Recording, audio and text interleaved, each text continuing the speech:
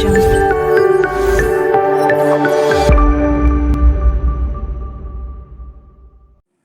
tayong itatanim ulit ngayon mga idol kasi meron tayong dalawang puno na marang to. Alam nyo ba yung marang mga idol? Yan, napakasarap niyan. Tapos nagdagdag ako ng isang puno ng kalamansi at saka isang dayap na kalamansi. So tatanim natin yan ngayon dyan sa aking mini farm. Dyan, doon si Atisay at saka si Ryan. Kutin muna namin to. Okay mga idol, natanim na natin yung ating dalawang puno na marang saka isang kalamansi at dayap ulit. So ito na yun, no? Yung marang. Yan, isa. Tapos pangalawa, ito. Ito yung pangalawa.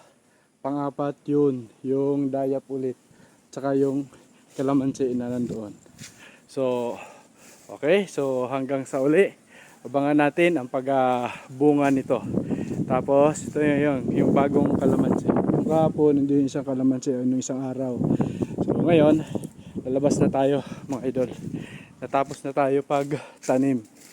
Tapos meron tayong bunga na durian. Ayan. Hindi ko alam kung hinog na yata ito mga idol. Pero tanggalin na natin to kasi alam ko tanda na to. Okay, may harvest na tayong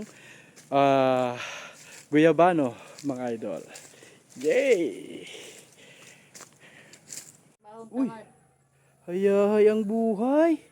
Siyempre, may nakaharvest na agad ng harvest na ako sa lote ni guyabano. Kuya. Ito na yun. Ito Ang na yung lupit, bunga.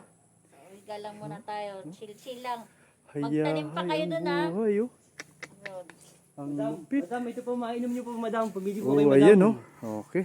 Oh, saan sa kanya yan? Ito sa akin. Madam, Iyon, oh. may ubo ko. Konti. Ito, mamumunga na rin to. Hindi na magtatagal yan, mamumunga na yan. Ayan. Tapos yung niyog natin, marami tayong niyog, 4 na puno na niyog, 2 rin sa likod. Okay? So dun, hanggang doon yan, napakalayo pa yan. Ito yung bahay. Ayan. So pauwi na rin kami. Pero yung isa, hayahay ang buhay. Oh. Hayahay lang. Lupit. Si Dunya Masay. Kapal ng mukha. Ang kapal ng mukha.